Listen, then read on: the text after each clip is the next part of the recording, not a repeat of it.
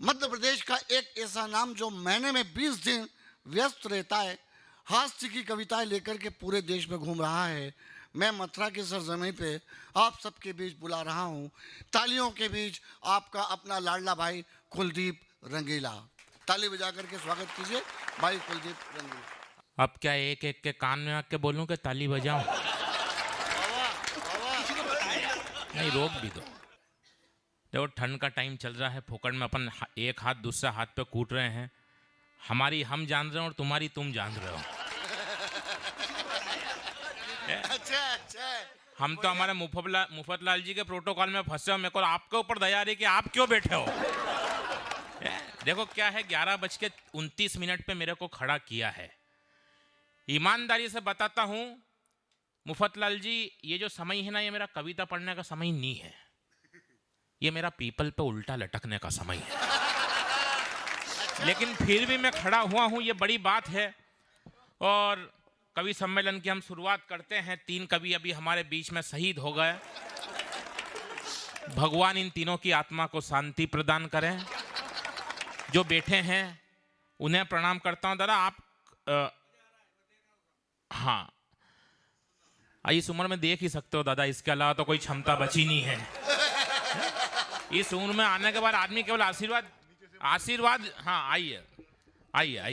देश के बड़े संचालक के सानिध्य में मैं पढ़ रहा हूँ। आज से जब 10 वर्ष पहले मैंने अपनी काव्य यात्रा की शुरुआत की थी, मैं नहीं जानता कविता क्या होती है, मैं नहीं जानता छंद क्या होते हैं, मैं नहीं जानता अलंकार क्या होते हैं। मैं आदरणीय हमारे दादा श्री नरेंद्र अकेला जी के संपर्क में आया। इन्होंने मुझे बताया कि छंद किस प्रकार लिखे जाते हैं, कविता किस प्रकार लिखी जाती है। नरेंद्र अकेला जी उस कवि का नाम है जिसने कुलदीप को कविता पढ़ने का सलीका सिखाया। नरेंद्र अकेला जी उस कवि का नाम है जिनने कुलदीप को कविता लिखने का तरीका सिखाया।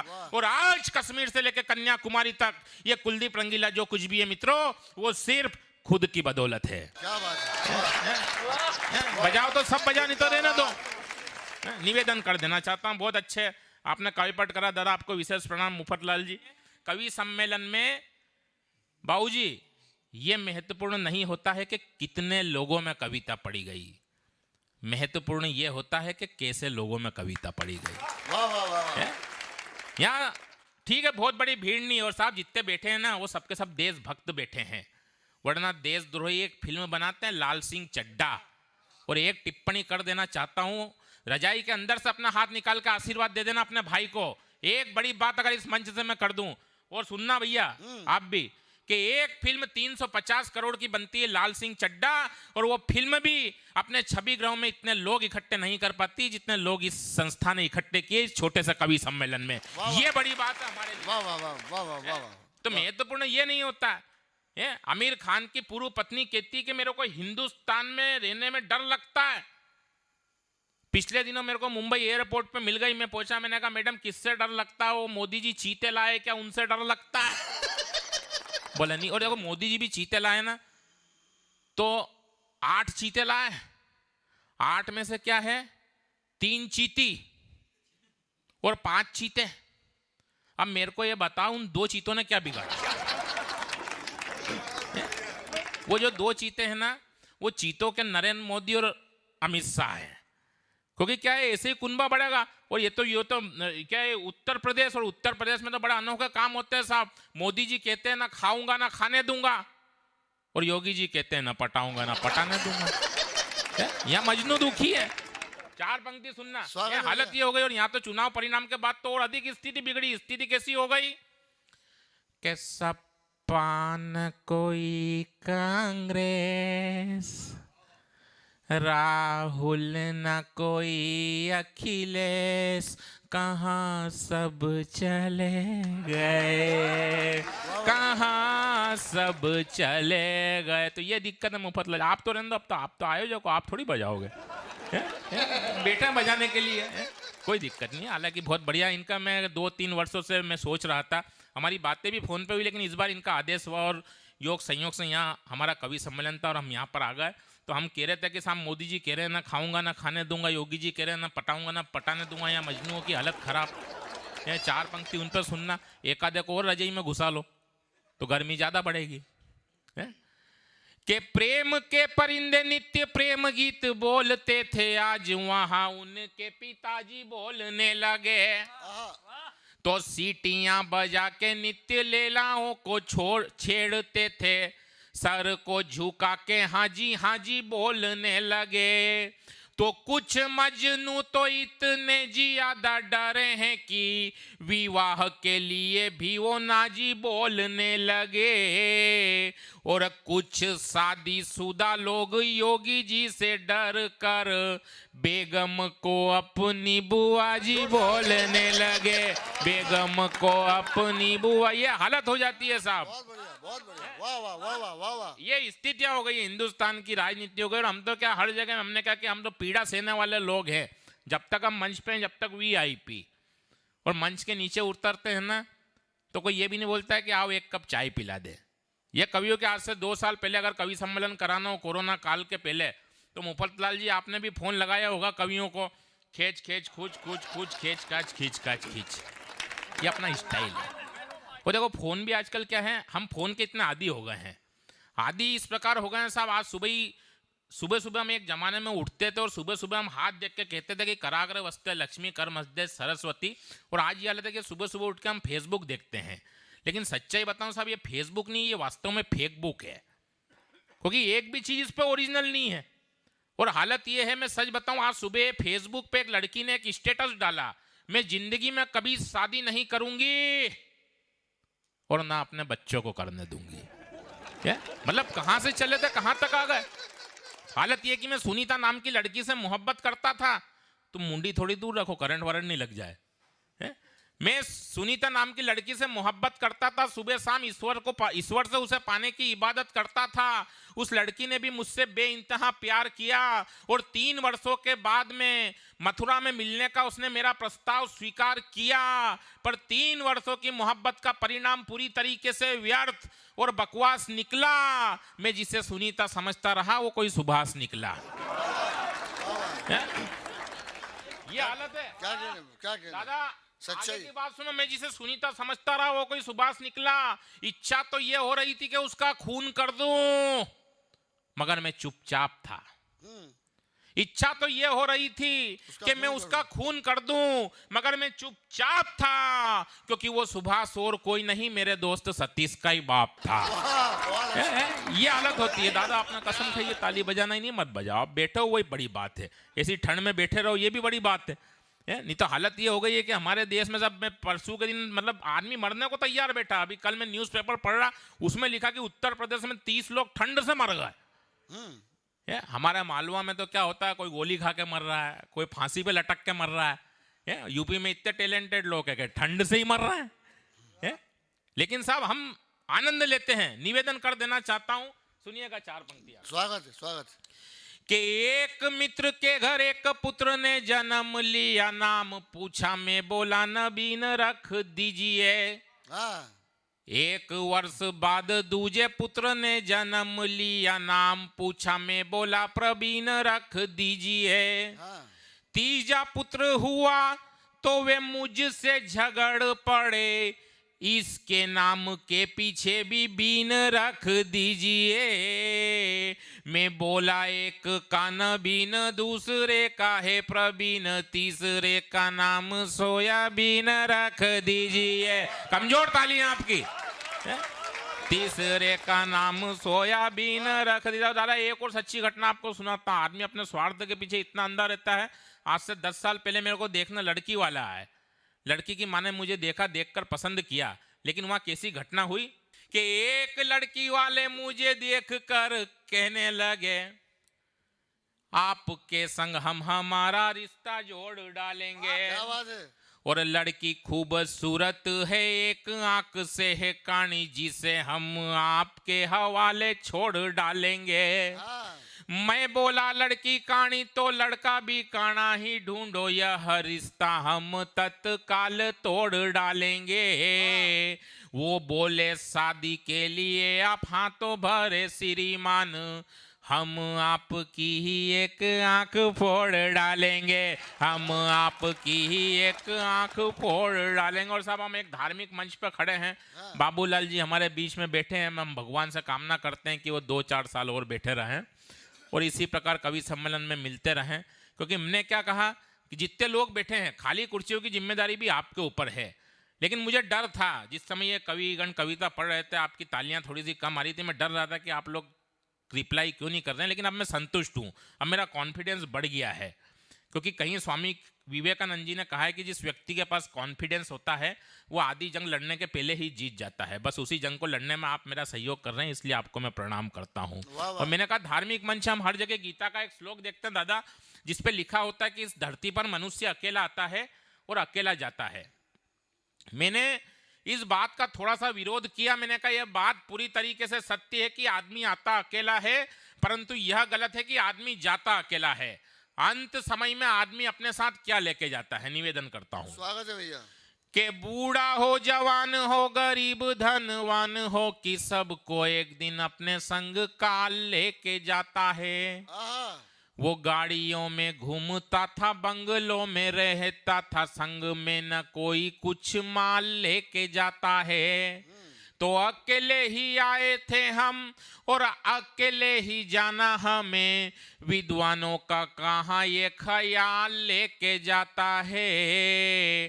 पर कहे कुलदीप ना अकेला कोई जाता वहाँ, 10-12 लोगों के वो बाल लेके जाता है, 10-12 लोगों के। और हालांकि देखो मैं गंजों पे कोई टिप्पणी करता नहीं हूँ, क्योंकि मैं उनका बड़ा सम्मान करता हूँ। वो तो अब छंद के बीच में फंस गए, वो भी क्या करो।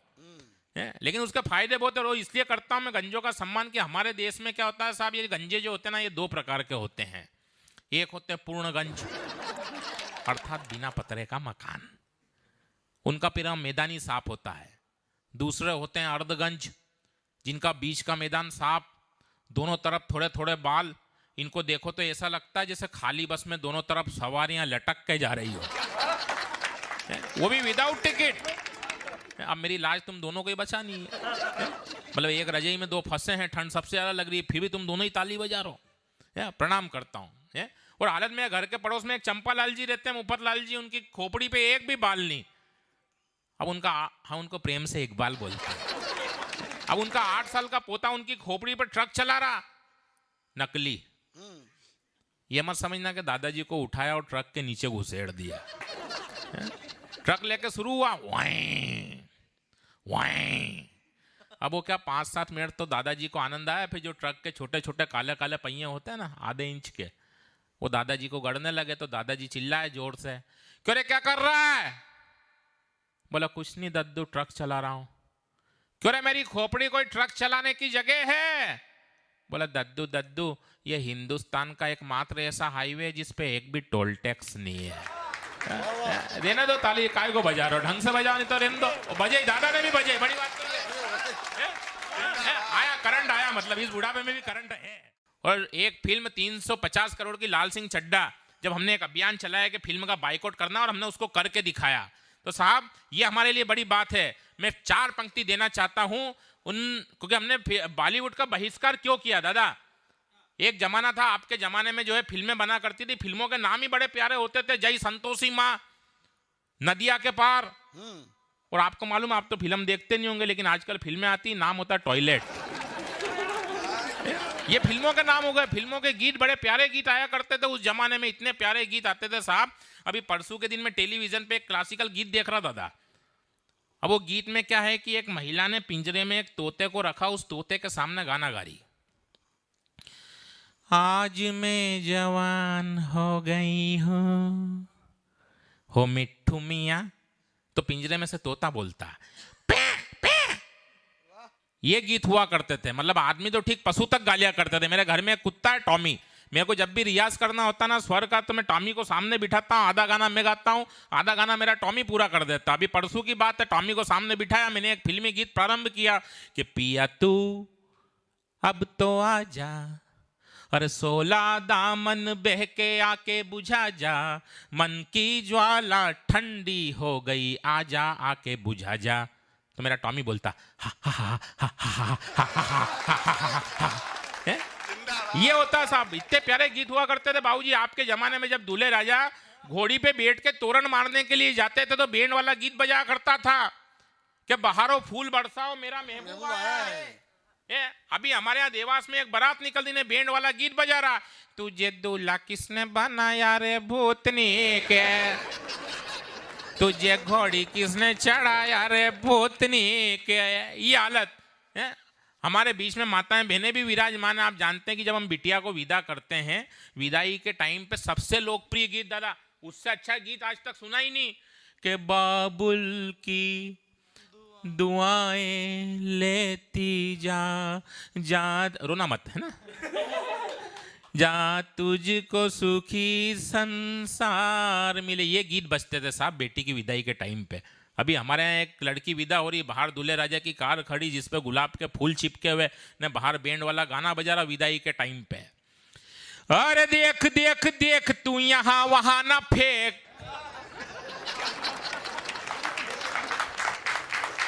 फैलेगी बीमारी होगा सबका बुरा हाल। इधर दुल्हन विदा ने इधर गीत चालू कि गाड़ी वाला आया घर से कचरा निकाल, गाड़ी वाला आया घर से कचरा निकाल। आया करंट आया। ये हालत है। हम गीतों के माध्यम से भाई साहब बात कर लिया करते थे। अपन तो क्या, मैंने बताना है कि मेरा थोबड़ा तो कोई ढंग का है नहीं, अपना चेचिस वेचिस ढंग का है नहीं, ना अपना कलर ढंग का, ना अपनी आवाज ढंग की। अभी इन्होंने माँ सरस्वती की वजना की थी, देखिए आपने कितनी सुरीली आवाज है इनकी, क्योंकि इनके गले में साक्षात माँ सरस्वती विराजमान है और अपने गले में भैरू महाराज। तो इसलिए क्या अपन वैसे ही बाथरूम सिंगर है, ज्यादा गाते तो है नहीं। आज सुबह सुबह में स्नान कर रहा बाथरूम में है और साबुन रगड़ते रगड़ते एक फिल्मी गीत मैंने प्रारंभ कर दिया, ताली नहीं बजाने वाला बाबूजी आपको सौंपता हूँ। नहीं सन्नाटा रखो, बिल्कुल सन्नाटे में कवि सम्मेलन करेंगे। साहब मैं स्नान कर रहा बाथरूम में, मेरी धर्मपत्नी बाहर झाड़ू लगा रही, बाथरूम में स्नान करते करते साबुन रगड़ते रगड़ते मैंने एक पुराना गीत प्रारंभ किया। अरे पानी में जले रे मेरा गोरा बदन, गोरा बदन हाय गोरा बदन। तो बाहर झाड़ू लगाते लगाते मेरी धर्म पलटनी शुरू हो गई। अरे धीरे धीरे बोल कोई सुनना ले, सुनना ले कोई सुनना ले। आया करंट। ये गीत हुआ करते थे। मेरा मुफतलाल जी 8 साल का एक बालक है। मैं देवास रहता हूँ, इंदौर जाता हूँ हर संडे के संडे पत्नी को शॉपिंग कराने के लिए। मेरी वाइफ पीछे बैठती है, मेरा बालक आगे बैठता है। हम गाड़ी से जा रहे थे, एक सिग्नल आया, मैं रुक गया वहाँ पे। तभी एक महिला आई, खूबसूरत महिला थी, ताली नहीं बजाने वाला बाबूजी, खूबसूरत महिला थी। उसके स्कूटी पे आगे एक 4 साल की बच्ची बैठी, वो आके रुके वहाँ पे। अब हम दोनों आमने सामने। अब उस खूबसूरत महिला को देख के मेरे मन में एक गाना आया। अब वही गाना मैंने उसको सुनाया। हम गानों के माध्यम से बात कर लिया करते थे।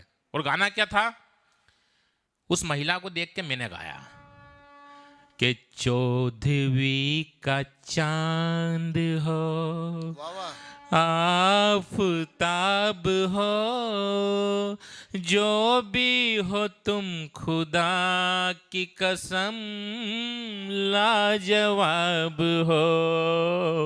अब मेरा बेटा उस बच्ची को देख के गाना गाता है, चांद के पास जो सितारा है, वो सितारा हसीन लगता है, वो सितारा हसीन लगता है। तो पीछे से मेरी धर्मपत्नी बोल उठी, मैं तो समझी थी बाप कमीना है, तू तो ज्यादा कमीना लगता है, तू तो ज्यादा।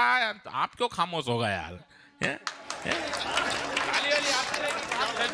बढ़िया। हम गानों के माध्यम से बात कर लिया करते हैं। हमारे यहाँ क्या मोहल्ले में एक पति पत्नी का झगड़ा हो गया, पति महोदय चला गया। गुस्से में 8-10 महीने के बाद में लौटे तो देखा कि पत्नी की गोदी में एक छोटा सा बच्चा खेल रहा। अब उनने गाने में ही उससे पूछ लिया, ये क्या हुआ, कब हुआ, क्यों हुआ। वो पत्नी भी भावुक थी, उसने गाने में जवाब दिया, यूं ही कोई मिल गया था, यूं ही कोई मिल गया था, सारी राह चलते चलते। ये गीत हुआ करते थे साहब। और आजकल के गीत कैसे हो गए? मुन्नी बदनाम हुई। मुन्नी पूरी तरीके से बदनाम भी नहीं हुई ना जब तक वो शीला जवान हो गई। शीला की जवानी मार्केट में थी ना, वो टिंकू जी आ गए साहब, वो फिल्मी गीतकार जिन्हें एक गीत लिखने का 1 लाख रुपया मिलता है, वो 1 लाख में लिखते हैं कि मुन्नी बदनाम हुई डार्लिंग तेरे लिए। मैं कहना चाहता हूं उन फिल्मी गीतकारों से इस बड़े मंच से कि हमें फिल्मी गीतकार कर रहे हैं भ्रष्टाचार। हमें नोटों से भरा एक सूटकेस मिला तो कहीं बदनाम हुई मुन्नी तो कहीं नीलाम हुई शीला। मामला 1-2 हजार का नहीं, पूरी एक पेटी का हो। और हो सकता है आने वाले गीत में अगला नाम हमारी बेटी का हो सकता है कि आने वाले गीत में अगला नाम हमारी बेटी का हो। क्योंकि साहब इस बॉलीवुड के कारण हम हमारे संस्कारों से भटके हैं। अगर नहीं भटकते ना, हमने अपने बच्चों को शिक्षा देना बंद कर दिया, बेटियों को संस्कार देना बंद कर दिया। अगर हम हमारी बेटियों को संस्कार देंगे तो जो दिल्ली में घटना हुई है श्रद्धा के साथ, वो कभी नहीं होगी पूरे देश में। हमारे संस्कारों में कमी है। और उस घटना के ऊपर बहुत लंबी कविता है मेरी, लेकिन मैं 2 पंक्ति आप तक पहुंचाना चाहता हूं। और आपका प्रेम, आपकी आशीष की तालियां। अगर बड़ी बात इस मंच से हो गई है, देश के बड़े कवि आदरणीय गोरस प्रचंड जी हमारे बीच में बैठे हैं, मेरे बड़े भाई देवेंद्र वैष्णव जी बैठे हैं, देश के बड़े कवि हैं। 2 पंक्ति आप तक पहुंचाता हूं। अगर किसी लड़की के, किसी बच्ची के, किसी बेटी के अगर 35 टुकड़े होते हैं तो पंक्ति द्वारा आप तक पहुंचे कि गली गली में उस श्रद्धा के नाम के दुखड़े ना होते, गली गली में उस श्रद्धा के नाम के दुखड़े ना होते। अरे 36 गुण मिलवा लेती तो 35 टुकड़े ना होते। 36 गुण मिलवा लेती, 36 गुण मिलवा लेती साहब। हम हमारे संस्कारों से भटके हैं। क्यों हमने बाइकआउट किया फिल्म का? क्यों हम साउथ सिनेमा की तरफ चल दिए? साउथ सिनेमा की तरफ ज्यादा झुकाव है हमारा। पुष्पराज मैं झुकेगा नहीं साला, और पूरी फिल्म में कुछ झुक के ही चल रहा है। क्या बात है? पूरी फिल्म में झुक के चल रहा है साहब। पुष्पराज झुके न झुके, पर ये कुलदीप रंगीला झुकेगा। पुष्पराज झुके न झुके, ये सत्य है कि झुकने वालों में हमारा नाम दर्ज नहीं होता है। ये सत्य है कि झुकने वालों में हमारा नाम दर्ज नहीं होता है। लेकिन साहब अगर झुकने से रिश्तों में मजबूती आती है तो झुकने में हमें कोई हर्ज नहीं होता है। झुकने से हमारे रिश्तों में मजबूती आती है तो हमें झुकने में कोई हर्ज नहीं होता है।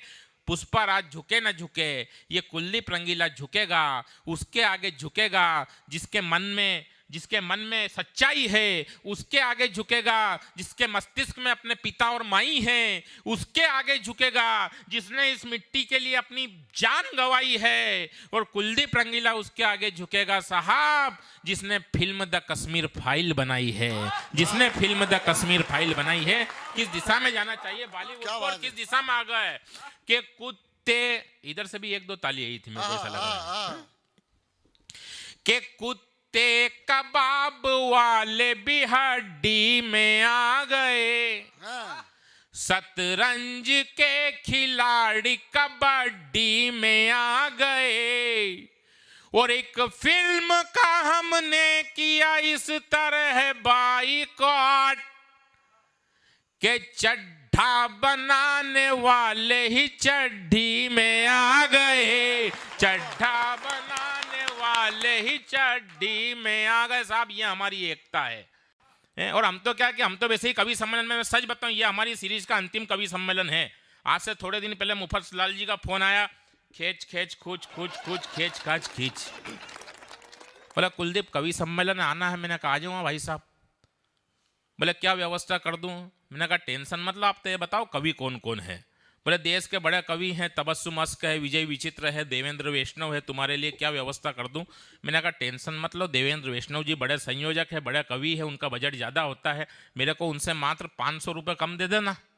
बोले आ जाओ, वो 500 में ही आ रहे हैं। कई बार दिक्कत ये, अकेले मत बजाओ, यहाँ तो सब बजाओ, यहाँ कोई मत बजाओ, ऐसे भी कर लेंगे अपन, बगैर ताली का भी होता कवि सम्मेलन देश में। कोई टेंशन वाला मामला नहीं है साहब। पैसा ऐसे मायने नहीं रखता है, हमारे लिए मायने रखता है आपका प्रेम। और मैंने क्या कहा कि मैंने कुलदीप रंगीला ने आज से 10 वर्ष पहले अपने जीवन में जब कवि सम्मेलन का शुभारंभ किया था, कवि सम्मेलन की शुरुआत की थी मुफ्तलाल जी, तो पहला कवि सम्मेलन अगर कहीं पड़ा था तो आपके वृंदावन में पड़ा था। उस कवि सम्मेलन में मुझे कोई बहुत बड़ा लिफाफा नहीं मिला था साहब। उस कवि सम्मेलन में मुझे मात्र 500 रुपए का लिफाफा मिला था। आज आप हिंदुस्तान के बड़े मंचों पर जाते हैं, संस्कृति विभाग के कवि सम्मेलन पढ़ते हैं, हमें 20,000, 30,000, 50,000 तक के लिफाफे मिलते हैं। लेकिन सच कहूं, उस 500 रुपए के लिफाफे की कीमत इन लिफाफों से बहुत बड़ी थी, क्योंकि वो मेरे जीवन का पहला लिफाफा था। और बाबूलाल जी, जिस समय वो लिफाफा मुझे प्राप्त हुआ, मैंने उसी समय संकल्प लिया, उसी समय कसम खाई कि कवि सम्मेलन से मुझे कितना भी धन प्राप्त हो, कितनी भी राशि प्राप्त हो, कवि सम्मेलन का पैसा मैं कभी स्वयं के लिए इस्तेमाल नहीं करूंगा, बल्कि कवि सम्मेलन के पैसों से मैं 2 गरीब बच्चों का पालन पोषण करूंगा। और आज भी कवि सम्मेलन के पैसों से मैं 2 गरीब बच्चों का पालन पोषण करता हूं। हालांकि वो 2 बच्चे मेरे खुद के ही हैं। क्यों अकेले मेहनत कर रहे हो? ताली तो बज नहीं रही है? वो नहीं है, यार ढंग से बजा, मूड में आ जाओ। अभी तक जो हुआ सो हुआ। क्या होता है, एक ढंग की फिल्म देखना ना, तो अपने को एक आधा ले जाओ इनको साथ में यार। इस उम्र में भी दादा कविता पढ़ रहे हैं, आपके सास को प्रणाम करता हूँ, मत उठाओ उंगली। अभी तो आपके खुद के उठने का टाइम हो गया है और आप उंगली उठा रहे हो। प्रणाम करता हूं। दादा दोनों हाथ जेब में डालते हुए इस प्रकार जा रहे हैं जिस प्रकार शतक मारने के पश्चात सचिन तेंदुलकर अपने गंतव्य स्थान पर गया हो। बाबूलाल जी के लिए घनघोर तालियां बजाइए, शानदार प्रदर्शन। ये आनंद है साहब। ये 4 पंक्ति आप, और ये मंच तो इसलिए भी महत्वपूर्ण है मुफ्तलाल जी, हम रेगुलर लगातार कवि सम्मेलन पढ़ते हैं। इस कवि सम्मेलन में ये नेता, उस कवि सम्मेलन में वो नेता, यहाँ पे फलाने नेता, यहाँ फलाने विधायक, यहाँ फलाने सांसद, लेकिन वो मंच सर्वाधिक पवित्र होता है जिस पे कोई नेता ना हो। ये मंच इसलिए महत्वपूर्ण है क्योंकि कोई नेता नहीं हो। नेता क्या, हमारा देश का नेता बड़ा विलक्षण होता है दादा। क्या बात है। जब भजन संध्या में जाता तो उससे बड़ा कोई धार्मिक नहीं, जब कवि सम्मेलन में आता तो उससे बड़ा कोई साहित्य अनुरागी नहीं। ये नेताओं की स्थिति है। और कुछ पंक्ति नेता के ऊपर पढ़ना चाहता मैं, धीरे धीरे अपने रंग में हुआ। कोई हम तो मस्ती में जीने वाले लोग हैं, और वैसे भी 2 साल तो हमारे जीवन में आए ही नहीं। 2 साल हमारे कोरोना में गए। जिसको देखो उसके चेहरे पे मास्क, ये तो बजा नहीं रहे साउंड वाला, आप ही बजा लेना है। जिसको देखो उसके चेहरे पे मास्क, जिसको देखो उसके चेहरे पे मास्क। मैं तो टेंशन में आ गया था कि ऐसा ना हो कि आने वाली संतान हमारी बाली और सुग्रीव के जैसी पैदा हो।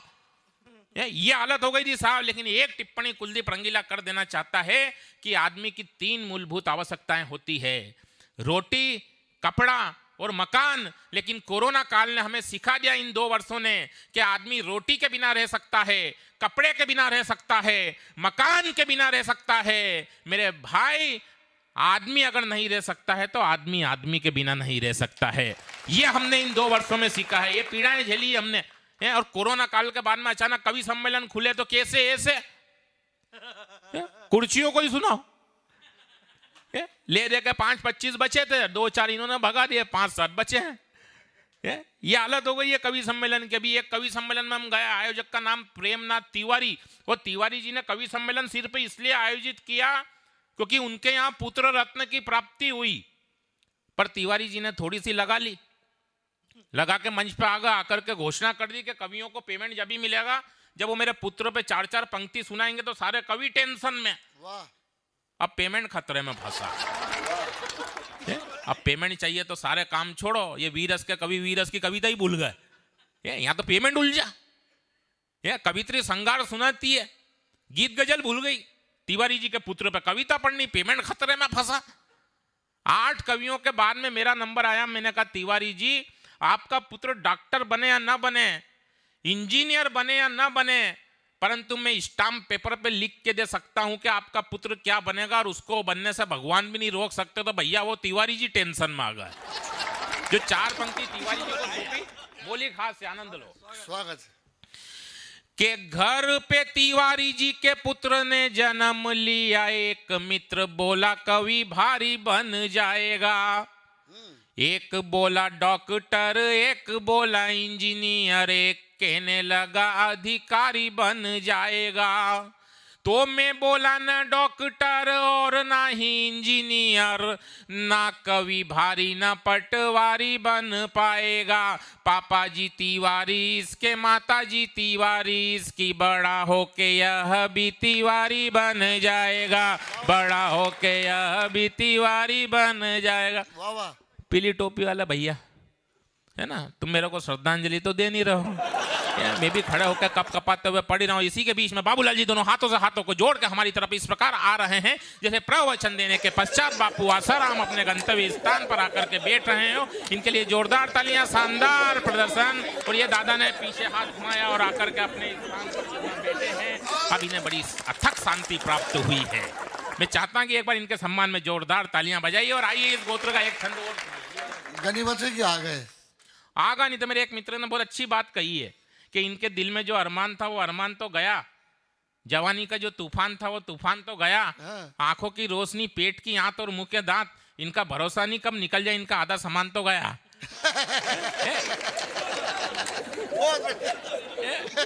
ये सच्चाई है साहब। लेकिन मैं बताऊं, आप तो मस्ती के मूड में सुनो, कोई लोड नहीं है। लेकिन ये जो कवि सम्मेलन है, ये आपका श्रेष्ठ कवि सम्मेलन है, क्योंकि इसमें श्रोता भी हैं, वो सब श्रेष्ठ हैं। और आपने जिन कवियों को भी बुलाया सब लोकप्रिय कवि हैं। लोकप्रिय कवि वो नहीं होता है साहब जो लोगों को प्रिय है, लोकप्रिय कवि वो होता है जिसको लोकी प्रिय है। इन समस्त कवियों को लोकी प्रिय है। मैं आपके बीच में खड़ा हुआ हूँ, हिंदुस्तान का सबसे बड़ा कवि सम्मेलन। बेटा बजाना मत है ना, फिर तुम निपटना तीनों, है ना, निवेदन कर देना चाहता हूँ। मंच पे बोलते बोलते कई बार हमसे गलतियां हो जाती है साहब। हम मंच में खड़े होते हैं, कविता के बीच में बोलते हैं निवेदन कर देना चाहता हूँ, निवेदन कर देना चाहता हूँ, निवेदन कर देना चाहता हूँ। आदत ही पड़ जाती है, कवि को आदत पड़ गई। वो चाय की दुकान पे गया, बाबूजी चाय वाले से ही बोल रहा है निवेदन कर देना चाहता हूँ कि एक कप चाय ला के दे। पान की दुकान पे जाए तो वहां निवेदन कर रहा हो, निवेदन कर रहा हूँ कि एक पान बना दे। नहीं, इतनी देर में ही पत्नी ने फोन लगाया, खींच खींच खूच खूच खूच खींच खाच खींच, कहाँ हो? बोले निवेदन कर रहा हूँ। बोले 10 दिन हो गए घर से गए हुए, जल्दी से आ जाओ नहीं तो यहाँ आवेदन कोई दूसरा कर जाएगा। ताली बजाओ, अपन आगे बढ़े यार। मतलब क्या है? हालत ये हो गई है, मैं निवेदन नहीं करता। आइए साहब, एक बात पूछता हूँ बताओ न नेताजी, आओ न नेताजी, क्या शर्म तुम्हें आती नहीं? और बंद आप तक पहुंचा था। मैंने क्या कहा कि हिंदुस्तान का सबसे बड़ा कवि सम्मेलन दादा होता है लाल किले की प्राचीर पर, जिसका पूरा बजट होता है 65 लाख रुपए। देश का हर छोटे से छोटा कवि और बड़े से बड़ा कवि यह स्वप्न देखता है कि एक बार जाकर उस लाल किले की प्राचीर पर अपनी उपस्थिति दर्ज कराए। लेकिन साहब मथुरा वालों, आपके आशीर्वाद से उस लाल किले के कवि सम्मेलन में आपका अपना बेटा ये कुलदीप रंगीला आपके आशीर्वाद से एक बार नहीं, 2 बार नहीं, बल्कि पूरे 3-3 बार गया है। कविताएं सुनने के लिए। आप क्या समझ रहे हो? पढ़ने के लिए बुलाएंगे? उनके चोकटे ढंग के होते हैं, पढ़ने वाले अलग होते हैं। ज्यादा लोड नहीं लेना अपने को। मैंने क्या कहा, केवल अपन मस्ती में जीने वाले लोग हैं। कुछ लोग कहते हैं कि जिसकी हस्ती जिंदा है, ये भी हो गया होगा पिछले 5 कवि सम्मेलन में। लास्ट में करो तो ये परेशानी कि जिसकी हस्ती जिंदा है उसकी मस्ती जिंदा है। और कुछ लोग इसलिए कुछ सुमड़ों को देख के ऐसा लगता है जैसे जबरदस्ती जिंदा है, लेकिन अब मैं बता रहा हूं वो नहीं हुआ है। कुछ सुमड़ों को देख के लगता है कि जबरदस्ती जिंदा है, और आधे कवि हिंदुस्तान में इसलिए जिंदा है क्योंकि डॉक्टर सुरेश अवस्थी जिंदा है। आपने ताली बजाई, लेकिन सुरेश अवस्थी जी को आप जानते नहीं हो। जो जानते हैं वो बजा नहीं रहे हैं। सबकी अलग अलग है। ये नहीं हुआ था ना, इसलिए अपन अपनी तरफ से जोड़ देते हैं बाबूजी, है ना। के आए थे वोट मांगने कल मेरे द्वार पे, बोले थे आऊंगा मैं तुम्हारी पुकार पे। पाँवों को चूमते कभी हाथों को जोड़ते, वादों की श्रेणियों में नई बात जोड़ते। अब जीत गए मुंह तो दिखाओ न नेताजी, आओ न नेताजी, क्या शर्म तुम्हें आती नहीं? और साहब एक व्यंग और देता हूं कि तुमने किया वोटर के भरोसे का खात्मा, वाह वाह, उजले तुम्हारे वस्त्र हैं, काली है आत्मा। कल तुम खड़े थे हाथ जोड़ मेरे द्वार पे, अब घूमते हो काली कमाई की कार में। गाड़ी में अपनी हमको घुमाओ न नेताजी, आओ न नेताजी, क्या शर्म तुम्हें आती नहीं। आइए मित्रों, वाह वाह, क्योंकि समय हो चुका है, मैं आपसे विदा लेना चाहता हूं और मैं चाहता हूं कि आप पूरे सन्नाटे के साथ मेरे को विदा करें। कोई ताली नहीं बजाएगा। मैं अपने जीवन की सबसे अमूल्य कविता, बाबूजी आप तो बिल्कुल मत बजाइए, अपने जीवन की सबसे अमूल्य कविता आप तक पहुंचाना चाहता हूं। केवल 2 अक्षरों की कविता है और वो कविता है थैंक यू।